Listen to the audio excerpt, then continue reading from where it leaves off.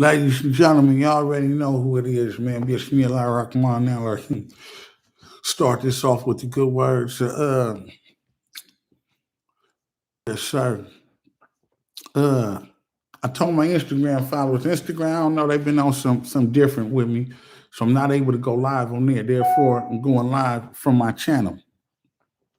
And today we gonna speak on today's jewel of the day will be titled none other than the tongue of silence. And this the tongue of silence is a very good diet for anybody that finds themselves being approached by law enforcement for any reason other than you call the law enforcement yourself. You have a lot of individuals out here. You have a lot of individuals on the field. You have a lot of people. They talking this slick stuff. They talking this gangsterism, and they don't know nothing about no gangsterism. They don't even know nothing about common law. You dig what I'm saying? So if you're gonna be out there, it doesn't matter what you plan on doing.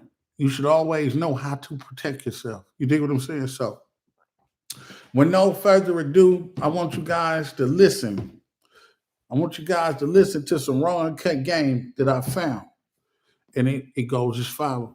So just I'm gonna chime in, but listen. This is and before I started, this video was posted. It's entitled "Don't Talk to the Police," and it was posted March 20th, 2012. It's a long time ago. But I knew this. My mama taught me this. Yeah, when I was a kid, I knew this. So when you got these dudes that's out here talking about they gangsters in their music and they not following a certain protocol, you haven't been laced. You're no different from a carpenter that doesn't know nothing about carpentry. You're perpetrating. And some of you guys will gravitate to these people. You gravitate to them like, oh, he the real nigga because he said that. Nah, that nigga don't know his nose from his ass. And you got people that, you got people that will call.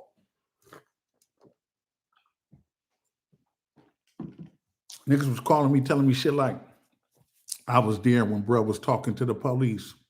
You coward, you don't talk to the police. You don't have to. Police can't make you talk to them. So as it goes, peep the script. I was invited to give you a taste of a typical law school. To do something that's been on my mind for a while. To stand up and to proudly say, God bless America. God bless the Bill of Rights, and thank God for the Fifth Amendment. I'm not ashamed to say I'm proud of the Fifth Amendment, and I'm proud to admit on camera and on the internet that I will never talk to any police officer under any circumstances, with all due respect, sir. I'm doing something really extraordinary here today, something you'll almost never see another law professor do as long as you live. I'm really putting myself on the spot here. This was my idea. By my invitation, I have given up half of my time, approximately. I'm giving equal time and the last word to an expert who really knows something about what I'll be talking about. So I'm opening myself up to the possibility that he will contradict me. I was a criminal defense attorney when I was in private practice. So I want to make sure, in fairness to you, if I'm misleading you or giving you a slanted or one-sided presentation, you'll be able to get the last word from somebody else. I'm sure he'll have a lot to teach all of us, including myself. The Fifth Amendment to the United States Constitution provides, no person shall be compelled in any criminal case to be a witness against himself.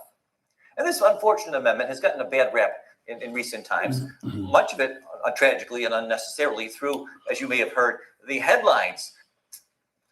Let me read you something that was taken out of the newspaper this morning, and I want you to listen to it closely. And I'm giving you a heads up. I'm warning you in advance, which is not fair to you.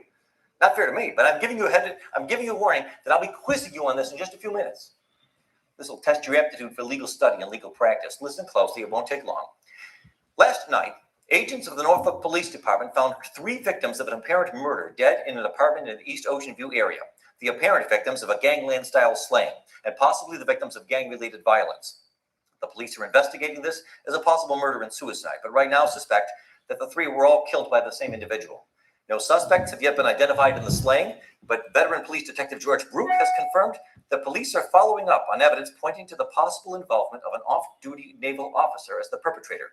The bodies, which were found by the apartment manager at about 8 o'clock in the morning, appear to have been slain sometime earlier on the same evening, probably sometime between midnight and 2 o'clock in the morning. That's it. Those are all the facts I'll ask you to remember, and it won't be for very long either. Let's see how well you do. I'll be quizzing you in just a few minutes. Now, here's the easiest question you'll ever get from a client in all the days of your life. Question, hey, the police are here. They want to talk to me. What should I do? Well, I could give you my answer to that question in case you haven't already guessed it, but why don't we go to a real expert, Justice Robert Jackson, a prosecutor's prosecutor. Like me, he began his private practice in Buffalo, New York, years before I did. And after that, he served as general counsel for the Bureau of Internal Revenue, the U.S. Department of Treasury, the Securities and Exchange Commission, Assistant U.S. Attorney General for the Tax Division, later the Solicitor General and the Attorney General of the United States, and then the Chief U.S. Prosecutor for the Nuremberg trials. That's an impressive resume. Years later, when he was a justice on the Supreme Court, Justice Jackson stated, quote, any lawyer worth his salt, today we would say his or her, will tell the suspect, his client, in no uncertain terms to make no statement to the police under any circumstances. There's the title of my talk. I'm here to explain to you the surprising and somewhat counterintuitive. Hold on, listen. I had to stop it right there. Did you understand what just took place? Huh? This was somebody that served on the Superior Court, Supreme Justice with all those credentials. You dig what I'm saying? Somebody that you should listen to. So when I was up under the gun before, I had a good lawyer. His name was William P. Cole. When I met William P. Cole, after he was paid already, the first question he asked me was, did you make any statement to the police? I told him no. He said, that's good, because I wouldn't have been able to represent you. I do not represent clients who make statements to the police. I'm going to let this man continue to do his due diligence. Open your ears, please. And admittedly unlikely reasons why Justice Jackson was right. I'm reminded of this because I'm amazed. We're all amazed by the frequency with which we see newspaper articles coming out all the time from people who really ought to know better, who say, well, I'll talk to the police. I mean, after all, I'm a senator. I'm O.J. Simpson. I'm an experienced, highly polished individual. I've got a lot of experience. I'm a gangster rapper. Even criminal defense attorneys. There was a local news story here in the Virginia Pilot just a couple of months ago about an experienced criminal defense lawyer who ended up getting convicted of criminal assault because he talked to the police. He was accused of having assaulted another attorney in the hallway. There were no other witnesses to this. A woman said that he grabbed her by the throat during an argument over a case. He denied it. At trial, it was his word against hers. He said, I did not even touch her. But unfortunately for him, when the police had approached him earlier and said, would you be willing to answer some questions? He said, sure, why not? I'm an attorney. I'm a criminal defense attorney. I'm savvy. I'm sophisticated. I've got oratorical prowess. I'm accustomed to dealing with the police, by all means. And then there was a conversation that was not recorded. When the case went to trial, it was no longer his word against hers, because when he testified at trial, I never touched her. The officer took her to the stand and testified, well, when I met with him, he said he did put his hand on her throat, but just as a joke. Then he had to take the stand again and say, that's not true. I never said that. I never admitted to you that now it's his word against two people. Who's telling the truth? We'll never know for sure. But he was found guilty. Now, here's part of the problem. The heart of the problem, as Justice Breyer on the U.S. Supreme Court explained in 1998, is, quote, the complexity of modern federal criminal law codified in several thousand sections of the United States Code, and the virtually infinite variety of factual circumstances that might trigger an investigation into a possible violation of the law make it difficult for anyone to know in advance just when a particular set of statements might later appear to a prosecutor to be relevant to some investigation. One expert on criminal law recently noted that estimates of the current size of the body of federal criminal law vary, although it has been reported that the Congressional Research Service can no longer even count the current number of federal crimes. That's right. Even the federal government has lost count. These laws are scattered over all 50 pages of the U.S. Code, encompassing roughly 20. Pause it right there. I'm going to iterate on what he's saying. He's basically, and this is an expert on his field. Don't know his name, but he's teaching a law course, a class at a prestigious law school. Basically, what he's breaking down right now is so many federal laws, like 27,000 pages of federal laws, that it's impossible to know sometimes whether you're doing something against the law. Like in some places, being in possession of pornography is illegal. So you can have a book, a hustler book or something that's legal here, cross a different state line and be in federal violation of the law. I'm gonna let him run his spiel. I'm just trying to bring y'all up to speed. 7,000 pages. Worse yet, these statutes often incorporate by reference to the provisions of administrative regulations. Estimates of how many such regulations exist are even less well settled, although the ABA thinks there may be nearly 10,000. Here's one of those 10,000 federal criminal statutes on the book that you probably never heard about. It's called the Lacey Act. 16 U.S.C. Section 3370 says it's a federal offense for any person to import, export, transport, sell, receive, acquire, or purchase any fish or wildlife or plant taken, possessed, transported, or sold in the violation of any law, treaty, or regulation of the United States, or any Indian tribal law, or any state, or any foreign law. People have been convicted in federal court for violating this statute because they brought back a bony fish from Honduras, not knowing that Honduran law, not American, but Honduran law, forbade the possession of the bony fish. People have been convicted under this law because they were found in possession of what's called a short lobster, a lobster that's under a certain size. Some states forbid you from possessing a lobster if he's under a certain length. It doesn't matter if he's dead or alive. It doesn't matter if you killed it or if he died of natural causes. It doesn't even matter if you acted in self-defense. Did you know that? Did you know it can be a federal offense to be in possession of a lobster? Admit it. Raise your hand if you did not know that. There's the problem. And that's only one of 10,000 different ways. You know, the government gets pretty upset when people like me instructs the client, people like me and Justice Jackson. Don't talk to the police. Don't answer any questions. But, you know, they can't have it both ways. You people, you've got 10,000 different ways of convicting us. Good for you. But, you know, with the bitter comes to the sweet. With the good comes to the bad. That's 10,000 different ways my client might unknowingly implicate himself in some sort of a criminal transaction. One of the reasons I decided to give this talk, I recently received a phone call from a former student of mine, a regional law school graduate who may be watching this online. We're putting it on the internet. And he told me, hey, I've been approached by the Internal Revenue Service. They want to ask me a couple of questions. They ask if I'd be willing to. But they say that I'm not a suspect. And I know in my heart, I don't think I've done anything wrong in violation of the Internal Revenue Service provisions. Lord have mercy. There's no man on earth. There's no woman in this country who can honestly say with complete confidence, I know I have never violated any provision of the Internal Revenue Code. He said, but they say I'm not a suspect and I know I've done nothing wrong. It's okay if I talk to him. I said, no, you tell them you will not talk to them without immunity. I explained to him why that was true, and he never heard from them again. Okay, why you should never talk to the police. Let me just spell it out for you. Let me make it plain to all of you. These are the top 10 reasons. Let me say something, man. If you can see what I see, you will see a white man instructing a group of prominent white law students, but everything he telling them is on the money. It's raw and uncut. I don't understand how some individuals can call themselves being street or call themselves being in the mix, in the tune, in the know, and you don't know your rights. That's the foundation, man. You know what I mean? Lord forbid you call yourself a criminal and you out here doing something wrong and you don't understand that you don't. Open your mouth under no circumstance. That behooves me. And another reason why I'm doing this is because, you know, I would say, like, I'm gonna say it easy: black stars, black people that's in the limelight, that's doing good, that with the bands and all the stuff. You are targeted right now. They don't like that. You're targeted right now, man. From the comedians to the actors to the rappers to the R&B singers, man.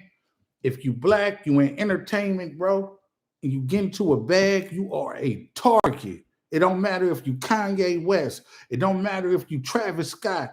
It don't matter if you the local joker in your little region. You making noise and you looking good. You are a target, man. You must know how to protect yourself at all times. That is the sole purpose of this live stream that I'm doing right now. And I'm reaching out to my people, man. Tighten up. And in the event some bad shit happen, man, you got to know how to protect yourself and protect your family and the people that love. Protect your fortune.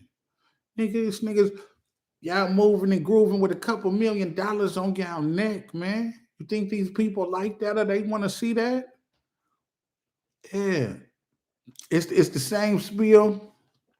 I don't want to go too deep in the dark waters and nothing of that nature, man. We know what's going on in the world. Let's get back to this game. This jewel I'm dropping on you. Please open your ears, man. You know what I mean? I should really lie to you. I don't really have 10. I don't have time for 10, but I've got time for 8, and that'll be close enough. Number 1, and this really ought to be good enough. Contrary to what you laymen instinctively and naturally suppose, it cannot help. There is no way it can help you. Plenty of folks think that it can, and they're always wrong. You cannot talk your way out of getting arrested. Officer Brook, you've interviewed thousands of criminal suspects. Have you ever, how many times in your experience, have you approached someone, asked if you could ask him some questions because prior to the interview you had some evidence pointing to his possible guilt? And because of the extraordinary persuasiveness and eloquence with which he articulated his innocence, you said, oh, sorry, never mind. Bad call, my bad, I won't. And he talked you out of arresting him. Never. Never. It never happens. I've often asked other criminal defense attorneys, in all of your experience, have you ever once had a case where you looked back in hindsight and said, thank God my client talked to the police? They laugh at me. They laugh at me. They say, you've got to be kidding me.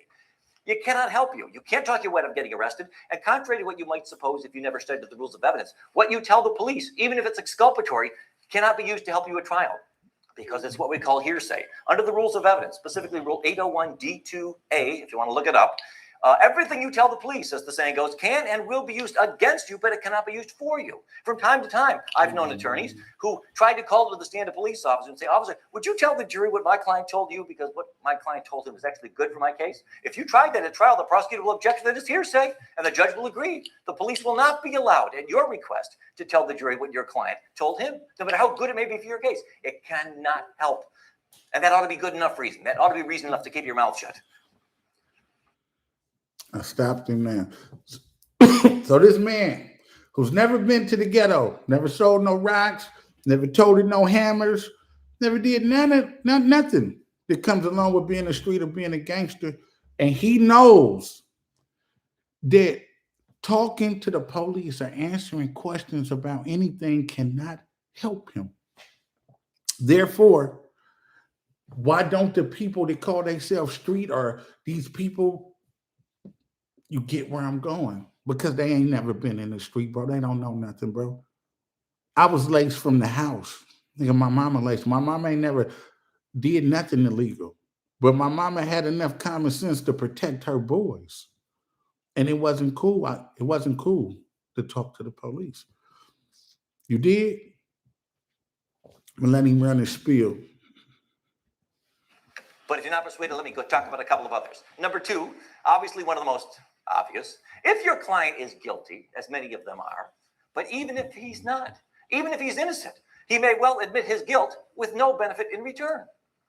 Now, of course, many of you are thinking to yourself, well, what's so wrong about that? I mean, shouldn't guilty people be confessing? Confession's good for the soul. It's good for law enforcement. It's good for the prisons. Yes, yeah, sure. All those things are true. And like the rest of you, if I or anyone close to me is ever the victim of some sort of a serious crime, I hope they get the right guy. I hope they convict him. I hope they put him away. We all feel that way. Hey, but what's the rush, friends? You don't got to admit your guilt the first time they come by to meet with you. In federal court, 86% of all defendants plead guilty at some point before trial. If your client is guilty and really ought to punish and really ought to have go through some sort of a cleansing act of contrition and fess up and admit his guilt, there'll be plenty of time to do that. They almost always do. No need to rush. No need to tell the police something.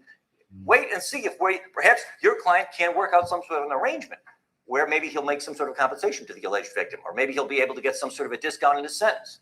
And he'll be treated fairly then, like everybody else who had the benefit of a good lawyer who said, please do not talk to the police. And don't forget, by the way, even if your client only admits things that the police already knew, you might think, well, what harm can it do? He says he wants to talk to the police. All he wants to do is admit that he was there, but the cops know that he was there. All right, go ahead and tell him. Well, how can it hurt? It might hurt if the police officer becomes transferred to Minnesota or deceased or injured or comatose or cannot be located by the time of trial. The case will be dismissed if there's no confession. But if your client admits to things, that confession is freely admissible against him, and it can be a basis for getting him convicted all by himself. Senator Larry Craig can explain all of this to you. The Innocence Project of the United States has confirmed that in more than 25% of all the cases where an innocent man was convicted and then later released from prison after he was exonerated by DNA evidence, in more than a quarter of those cases, these innocent people we know to be innocent, made incriminating statements, delivered outright confessions, or pled guilty. How do they do that? He'll tell us all about it, I trust. Here's a couple of famous examples. You can just ask them. You don't have to take my word for it. There on the left was Eddie Joe. I could play this whole thing, bro. It's about like 46 minutes. You do your research yourself, man. Just tap in. Don't talk to police.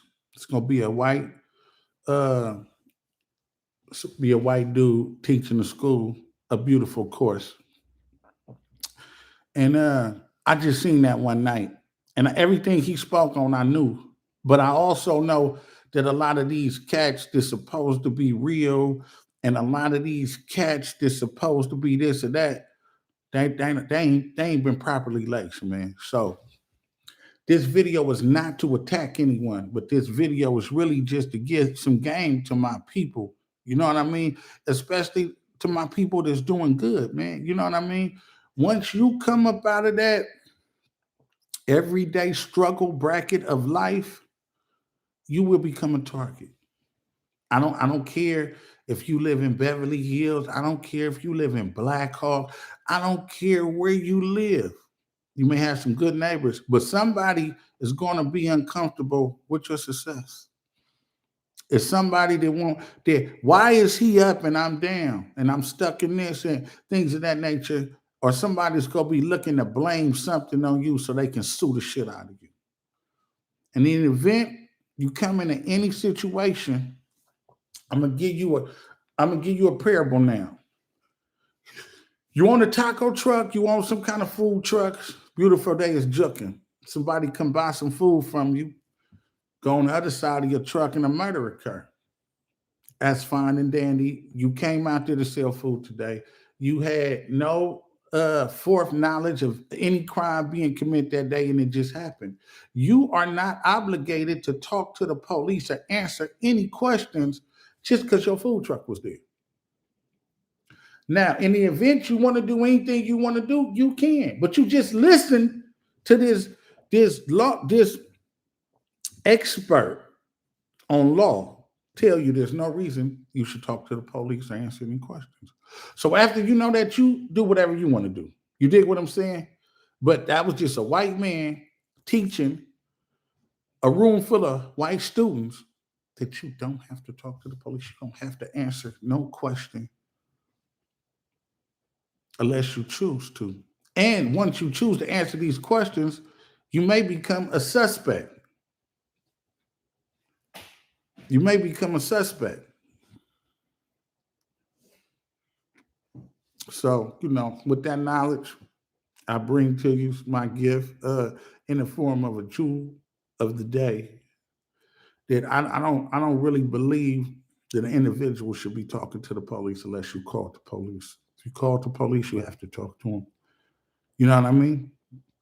Other than that, shit, I mean, if you're a crime fighter, do whatever you gotta do. My people, we under attack. You know what I mean? You ain't even gotta be a black superstar or be doing good when we under attack anyway. You know what I mean? So with that being said, know how to protect yourself, man. Know your rights. You know, I play the clam game, man. There go my ID. Everything you need to know about me is in this wallet. I'm good. Don't get the where you going, where you coming from. Nah, we're not playing none of those games.